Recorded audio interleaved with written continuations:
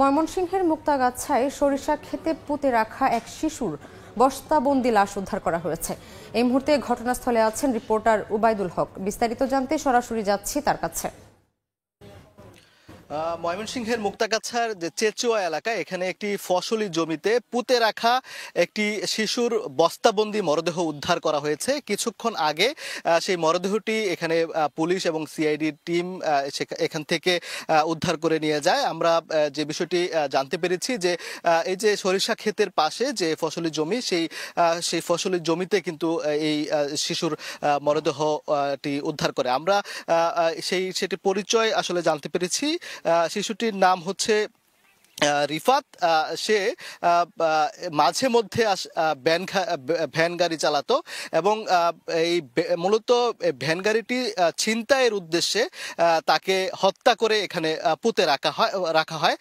আমরা যেটি জানিয়েছি, গত 27 জানুয়ারি সন্ধ্যায় কয়েকজন ব্যক্তি তাকে তার ভ্যানটি ভাড়া করে এবং তাকে নিয়ে আশেপাশে বিভিন্ন এলাকায় ঘুরে।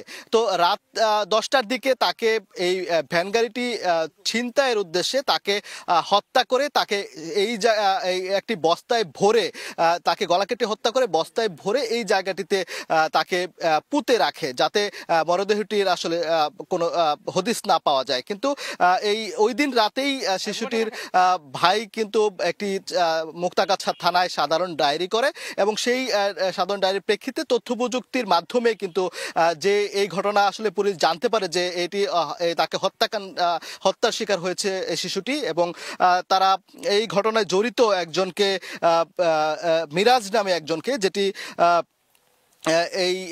এই এলাকায় তার বাড়ি এবং পার্শ্ববর্তী রিফাতের বাড়ি পার্শ্ববর্তী।